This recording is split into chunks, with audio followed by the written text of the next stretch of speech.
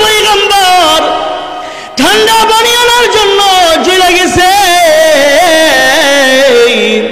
ঠান্ডা পানি নিয়ে আসছে, লোকটাকে খাওয়াবে। লোকটা এত বছর পর্যন্ত ইবাদত করে কার? আরো জোরে বলেন কার? আল্লাহর ইবাদত করেন। এবার মুসা পয়গম্বর যখন তার জন্য ঠান্ডা পানি নিয়ে আসলেন, ঠান্ডা পানি এসে দেখি আল্লাহু আকবার, কি অবস্থা! এই যুবক আর জায়গায় নাই। ওই লোকটার মাথা একদিকে আর লোকটার শরীর আরেক দিকে। লোকটার শরীরটা ক্ষত বিক্ষত হইয়া জমিনে পড়ে রইছে।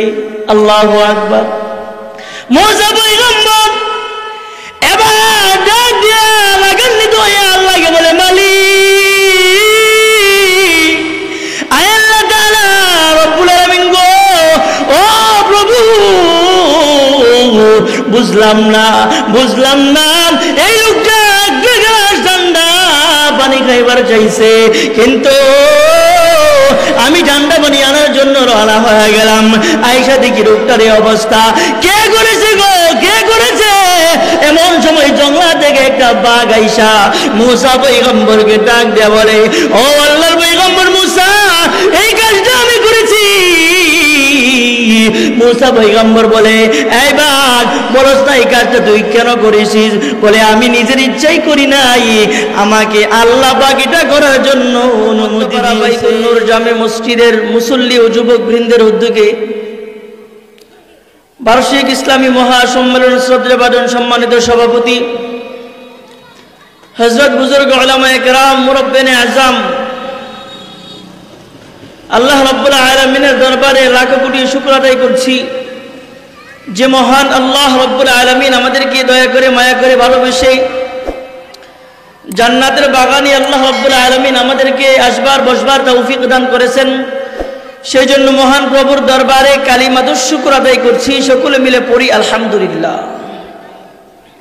পাশাপাশি লক্ষ কোটি কোটি দুরূদ সালাম বিশ্ব মানবতার কান্ডারি, মুক্তির দিশারি, উম্মতের কান্ডারি, শফিউল মুজনিবিন, খাতামুন নবিয়্যিন, সাইয়্যিদুস সাকালাইন, ইমামুল মুরসালিন, শফি আযম, রাসূল আকরাম, রাহমাতে আলম, নবিয়ুল আরবুল আযম, হাবিব কিবরিয়া, আশরাফুল আম্বিয়া, সাইয়্যিদুল আম্বিয়া, শফিউ মাহশর, সাকিয়ে কাউসার, আকায়ে নামদার, মদিনা কে তাজদার, আফতাব নবুয়ত, সাইয়্যিদুল মখলুকাত জনাব হযরত মুহাম্মদুর রাসূলুল্লাহ সাল্লাল্লাহু আলাইহি ওয়াসাল্লামের উপর।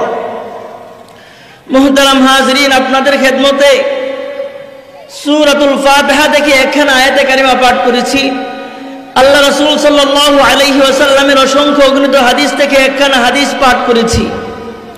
আল্লাহ রাব্বুল আলামিন চাইতো আলোচিত আয়াতের হাদিসকেই সামনে রেখে অল্প কিছু সময় কথা বলবো। ওয়া মা তাওফীকি ইল্লা বিল্লাহ।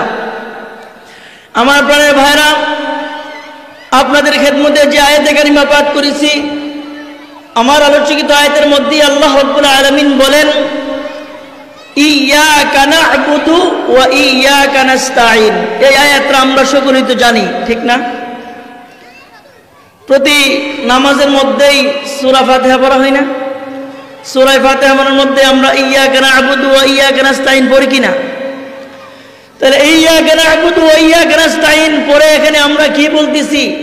আমরা বলতেছি, আল্লাহ, আমরা আপনারই ইবাদত করি এবং আপনার কাছেই সাহায্য চাই। আমরা ইবাদত করব কার? একটু জোরে বলেন। আল্লাহর ইবাদত করব। সাহায্য চাবো কার কাছে? আল্লাহর কাছে।